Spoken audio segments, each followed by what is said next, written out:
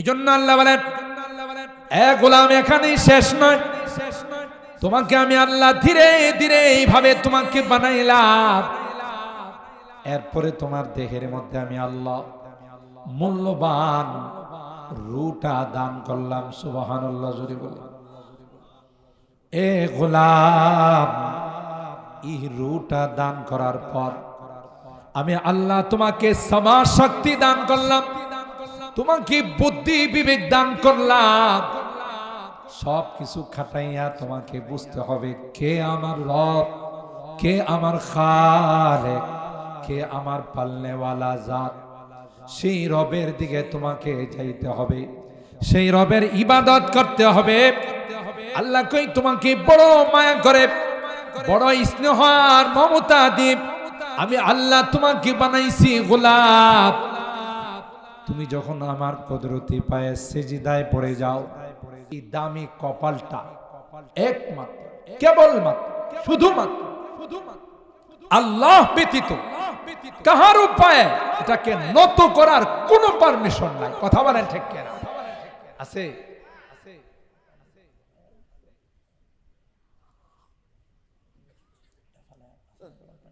সম্মানিত সুধী, আমাদের প্রধান মেহমান এসে বসে আছেন। আমি শুধু এতটুকু আপনাদের টাচ দিলাম, ইমানের মতো দৌলত পৃথিবীর মধ্যে আর কিছু আছে? জোরে বলেন। সুতরাং যেই জিনিস দামি তার পিছনে চোর ডাকাত থাকে বেশি। স্বর্ণের দোকানের পিছনে চোর ডাকাত থাকে না? থাকে না? ডায়মন্ড, হীরা, মুক্তা, জওহার, এগুলোর পিছনে ডাকাত থাকে না? থাকে না? যদি কোনো কারণে ডাকাতি করে নেওয়া যায়, মালিকের জীবনের লস হয় না? হয় না? আমার আপনার জিন্দেগির সবচাইতে বড় দামি জিনিস হলো ঈমান। কথা বলেন ঠিক কিনা?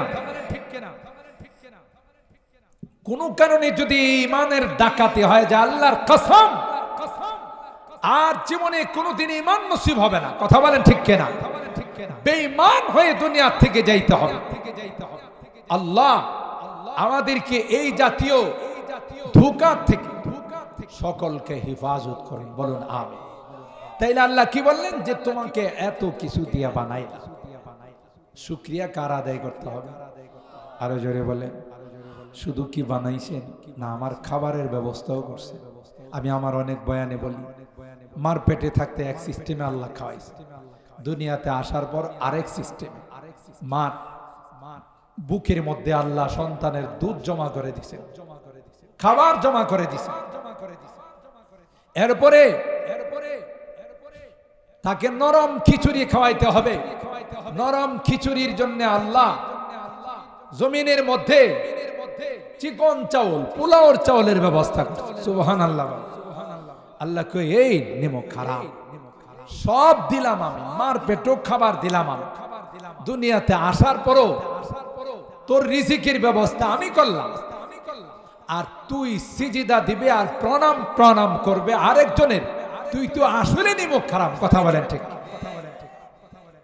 এই জন্য আল্লাহ বলেন, এ গোলাম এখানেই শেষ নয়, তোমাকে আমি আল্লাহ ধীরে ধীরে এইভাবে তোমাকে বানাইলাম, এরপরে তোমার দেহের মধ্যে আমি আল্লাহ মূল্যবান রূহটা দান করলাম। সুবহানাল্লাহ জোরে বলে।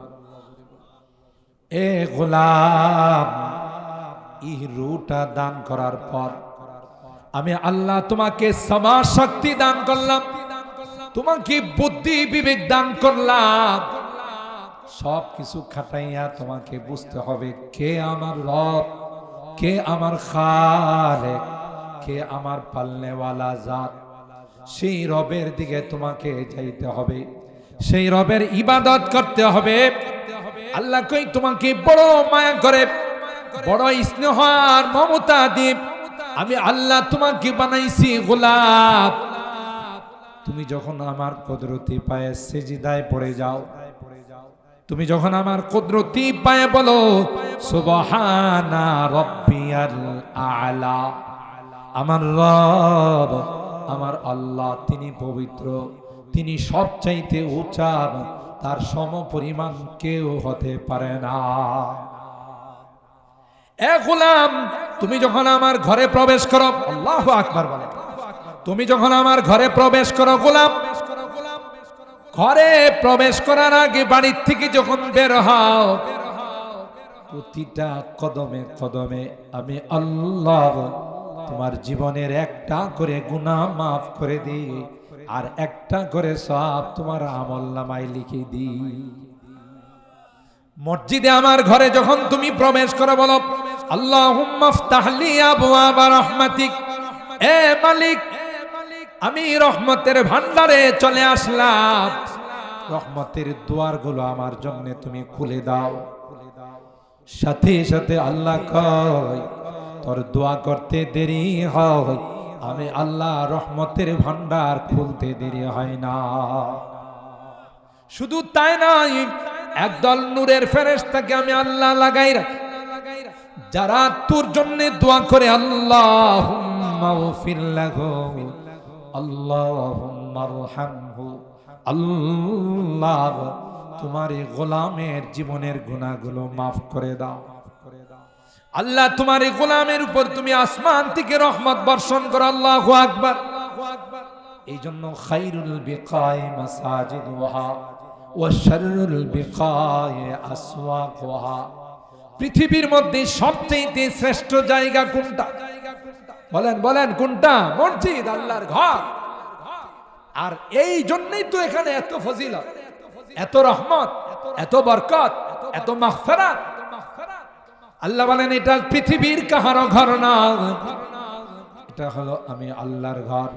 আল মসজিদু বাইতি ওয়াল মাদ্রাসাত, আল মসজিদু বাইতুল্লাহ ওয়াল মাদ্রাসাতু বাইতি। নবী কয় মসজিদ হলো আল্লাহর ঘর আর মাদ্রাসা হলো আমার ঘর। দুইটার সঙ্গে সম্পর্ক রাখবা, দুনিয়াতেও সফল পরকালেও সফল। কথা বলেন ঠিক কি না? আর জায়গায় দুনিয়াতে তুই যারাই মাদ্রাসা মসজিদের সঙ্গে সম্পর্ক রাখছে, যারাই মাদ্রাসা মসজিদের সঙ্গে মহব্বত আর ভালোবাসার তাআল্লুক রাখছে, আল্লাহ দুনিয়াতেও তাদেরকে ভালো রাখছে, পরকালেও আল্লাহ তাদেরকে শান্তিতে রাখে।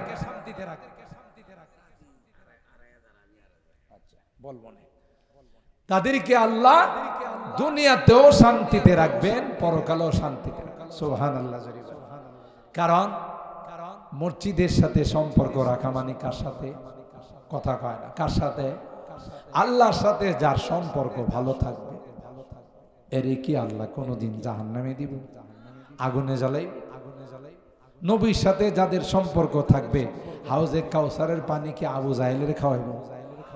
উমাইয়ারে, বুশরে, নরেন্দ্র মোদীরে? কথা কয় না।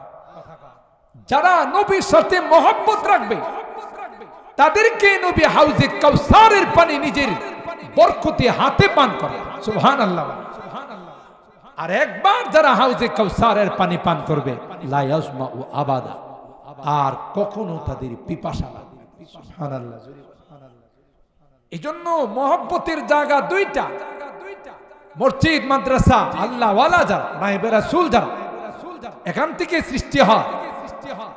এই রকমের সম্বল নিয়ে দুনিয়া থেকে যাইতে পারলে হাসতে হাসতে আল্লাহর জান্নাতে। আমাদের এই রকমের কিছু পুঁজি পাট্টার দরকার আছে না? জোরে কর। এই পুঁজি পাট্টা না নিয়ে গেলে অবস্থাটা কি বকন? শুধু পিটন আর পিটন। যারা মসজিদের সাথে সম্পর্ক রাখে না, মসজিদে নামাজ পড়তে আসে, মসজিদে তার ছাগল ভেড়া ঢুকে গেল, খাদেম সাহেব যেন কয়, ভাই আপনার ছাগলটা মসজিদে ঢুকে গেছিল, একটু খেয়াল রাখেন। হ্যাঁ কি কয় খাদেম সাহেব? হুজুর রে পিঠের মধ্যে হাত বোলাই, হুজুর মনে কিছু নিয়েন না, এটা তো হাইওয়ান জানোয়ার, বুঝে না। আমারে কোনোদিন মসজিদে দেখছেন? কোন তো হ্যাঁ কেমন বুঝে মসজিদে যায় না। এরকমের লোক আছে না নাই সমাজে? আবার কিছু আছে মারেফত বুঝে, এরকম নামাজের মতো নামাজ জীবনে একবার পড়লেই চলে। আছে না এরকম মারিফতি লাইনে? ওরে বাবা, আরো যারা একটু উন্নত হয়ে গেছে, শয়তান তারে প্রধান খলিফা বানায় ফেলাইছে, সেকেন্ড খলিফা না। হ্যাঁ তো কই ফেলা যে মনের নামাজ বড় নামাজ। কথা কয় এই জাতীয় কোনো কথা শুনলে আপনার আর কোনো দলিল পাট্টার দরকার নাই, বুঝতে বুঝে হেরে শয়তান প্রধান খলিফা বানাইছে। কথা বলেন ঠিক কিনা? ঠিক কিনা? নামাজ ব্যতীত এই যে সবে মেরাজ গেল রজব মাস, ওখান থেকে আল্লাহ নবী আমাদের জন্য কি তোহফা নিয়ে আসছেন, হাদিয়া নিয়ে আসছেন, নামাজ। 5 ওয়াক্ত নামাজ। বান্দি যখন নামাজ পড়ে সরাসরি তার সঙ্গে আল্লাহর কথাবার্তা শোনে। সুবহানাল্লাহ বলেন। এত বড় দামি ইবাদত নামাজ। এই নামাজ যদি কেউ কয় যে মনে মনে পড়লেই চলবে, তাহলে হেরে কইতে বোঝে দুপুরের খানা, রাত্রের খানা, সকালের খানা মনে মনে খাইলেই চলবে, ঠিক না? তার এই জবাব দিতে হবে। নামাজ খানা যদি মনে মনে খাইলে না চলে, তাহলে নামাজ মনে মনে পড়লে কিভাবে চলবে? কথা বলেন ঠিক কিনা? আল্লাহ নবীর চেয়ে বড় পৃথিবীতে কেউ আসিল? নবীর আল্লাহ কি কয়, মওতের আগ পর্যন্ত নামাজ পড়া লাগবে। কোরআনে আছে না নাই? এন কোন পীর যদি এসে কয় আমার নামাজের ক্লাসটা পাশ করে ফেলাইছে, একই নামাজের ক্লাস পাশ করছে না শয়তানের ক্লাস পাশ করছে? তাহলে এগুলো কিছু কথা আপনাদের এই জন্য বললাম, ইমানটা বাঁচানোর জন্য সতর্ক থাকতে। কথা বলেন ঠিক কিনা? খানা দেখলেই দৌড় দিয়েন না, কথা কান। আমরা তো এমন মুসলমান, হিন্দুরাও যদি কোনো খানা দেয় ওখানে যায় খাওয়া শুরু করে। অথচ এদের প্রত্যেকটা খাবার গণেশের নামে এরা উৎসর্গ। কথা বলেন ঠিক কিনা? মূর্তি দেবতার নাম। মুসলমান ইমানদার কোনদিন আল্লাহ ব্যতীত অন্য কাহারো নামে যদি কোনো কিছু উৎসর্গ করে, এটা মুসলমান খাইতে পারে। কথা বলেন ঠিক কিনা? মুসলমান এই জন্য আমাদের এই জিন্দেগিটা বড় কঠিন। সতর্কতার সাথে জিন্দেগিটাতে চলতে হবে। কোন ফাঁকে কোন দিক দিয়ে আমার আপনার ঈমান লুটে নিয়ে যাবে। আপনি তো মনে করতেছেন পাক্কা ঈমানদার, যাওয়ার সময় দেখবেন যে আপনি খালি হাত, ঠিক না? খাজা পেন্দা রাত কে দারাদ হাসলে খাজা বজুজ পিন্দারিনী। খাজা সাহেব মনে করতেছেন আমি বড় পীর আউলিয়া হয়ে গেছি, আমি মুর্শিদ হয়ে গেছি, আমি বড় কামেল হয়ে গেছি। কবি ডাক দিয়া কয় না না, আসলে তোমার কামেল হওয়া নয়, তুমি আসলে নষ্ট হয়ে গেছো। তুমি নিজে ঈমান হারা হয়েছো, আরো 10 জনকে তুমি ঈমান হারা বানাইছো, ঠিক কিনা বলেন? এই জন্য মুসলমান একমাত্র মুক্তির পথ কোথায়? আল্লাহর ঘর মসজিদ, ঠিক কিনা বলেন? মুক্তির পথ উলামায়ে কেরাম, নায়েবে রাসূল, ওয়ারাসাতুল আম্বিয়া, এরা যেহেতু নবীর নায়েব, নবী 24 ঘন্টা উম্মতের জন্য ফিকির করছে, উম্মত যেন জাহান্নামী না হয়। তার নায়েবরাও রাত দিন 24 ঘন্টা ইমানদার মুসলমানদের ঈমান যেন কেউ ডাকাতি করতে না পারে, কেউ যেন তার ঈমান হরণ করতে না পারে, সেই দিকে তারা সতর্ক থাকে। কথা বলেন ঠিক কিনা? এই জন্য সম্পর্ক রাখবো তো কার সঙ্গে? আল্লাহর সঙ্গে, আল্লাহর ঘরের সঙ্গে, নবীর ঘরের সঙ্গে, নায়েবে রাসূলদের সঙ্গে, ঠিক কিনা বলেন? কি লাভ হবে? যেদিন কেউ আপন বলে স্বীকার করবে, সেদিন এই সম্পর্ক, মসজিদের সম্পর্ক, উলামাদের সম্পর্ক, কোরআনের সম্পর্ক, আমাকে আল্লাহর জান্নাতের মেহমান বানাবে। সুবহানাল্লাহ। এজন্য মুহতারাম হাজিরিন, আমরা আলহামদুলিল্লাহ আমাদের বাংলাদেশের মুসলমান মসজিদ প্রিয় এবং মাদ্রাসা প্রিয়, মসজিদের সাথে মাদ্রাসার সাথে প্রত্যেকেরই একটা আন্তরিক সম্পর্ক, একটা ভালোবাসার সম্পর্ক। এই জন্য আমরা যেভাবে পারি ওখানে আমরা শরীক হওয়ার চেষ্টা, ঠিক কিনা বলেন? সবসময় যখনই কোনো আহ্বান আসে, প্রত্যেকটা মসজিদ আলহামদুলিল্লাহ অনেক সুন্দর হয়ে যাচ্ছে, শুধু সবার আন্তরিকতা। আমি যখন শৈলপুর দিয়া ঢুকি, এই যে আমাদের আনসার ক্যাম্পের পাশে যে এরা মসজিদরা করছে, আপনাদের কিল কেমন লাগে? চোখ জোড়াই যায়। কথা বলেন ঠিক কিনা? অথচ পাড়াটা কিন্তু একটা গরিব পাড়া, সবাই জানে, মুসলিম পাড়া বলে এটা। কিন্তু এদের হিম্মত, আমি যখন প্রথমে ওখানে বলি, 2টা মেয়ে মসজিদের 2টা গেট দিবে, জানাই দিছে যে আমরা 2 বোনে মিলে 2টা গেট দিয়ে। সুবহানাল্লাহ। আল্লাহ যদি এই আন্তরিকতার সাথেই দানকে কবুল করে নেন, এটাই তো তার নাজাতের জন্য যথেষ্ট, ঠিক কিনা বলেন? আলহামদুলিল্লাহ আমাদের এই মসজিদ কলিবাড়ির এই মসজিদ এটা কাহারও একক সম্পত্তি, একক জিনিস। এটা মসজিদ যেই পাড়াতে হবে, কোন পাড়াওয়ালারা যদি বলে এটা আমাদের মসজিদ, এটা আমার মসজিদ, এটা ভুল। বাংলাদেশের যেখানে কোনো মসজিদ থাকবে, মসজিদ কার ঘর? প্রত্যেকের সমান অধিকার। একজন রিকশাওয়ালা যদি সামনের কাতারে দাঁড়ায়, প্রেসিডেন্ট আয়েশা তাকে পিছনের কাতারে নেওয়ার ক্ষমতা নাই। কথা বলেন ঠিক কিনা? কারণ ঘর কার? আল্লাহ। মসজিদ হলো আল্লাহর ঘর। তো আমরা আলহামদুলিল্লাহ যখনই নিয়ত করছি যে এখানে পাড়ার মধ্যে একটা মসজিদ করার দরকার, এত সারা আপনাদের পাই যা ভাষায় প্রকাশ করার মতো। এই জন্য আমরা চিরকৃতজ্ঞ। মসজিদের কাজ আলহামদুলিল্লাহ অল্প সময়ের মধ্যে আপনাদের সহযোগিতায় আল্লাহ তাআলা কমপ্লিট করে দিয়েছে। বিশেষ করে প্রত্যেকেরই সন্তান রাজা প্রবাসে আছে, বিদেশে আছে। এদের প্রত্যেকটা এলাকাতে আমি বাংলাদেশের যেখানে যাই, বড় বড় মাহফিলগুলো, মসজিদগুলো, মাদ্রাসাগুলোর মধ্যে সবচেয়ে বড় অবদান রাখে বিদেশি। কথা কয় না? জোরে বলেন ঠিক কিনা? আমার প্রত্যেকটা মোনাজাত আপনারা দেখবেন বিদেশিদের জন্য কেউ আমাকে বলো কারণ নাই। বিদেশিদের জন্য আমার একটা দোয়ার একটা উল্লেখযোগ্য অংশ থাকে। কারণ নৈতিক দায়িত্ব হলো তাদের জন্য দোয়া করা। কারণ এরা কষ্ট করে যদি বাংলাদেশের জন্য টাকা পয়সা না পাঠায়, তো দেশের চাকা অনেক আগে অচল হয়ে যায়। কথা বলেন ঠিক কিনা? বিভিন্ন মসজিদ মাদ্রাসায় মাহফিলে এদের সিংহভাগ অনুদান বিদেশিদের। আল্লাহ আমার দেশের সকল বিদেশিদেরকে ভালো রাখে। সবাই বলেন আমিন।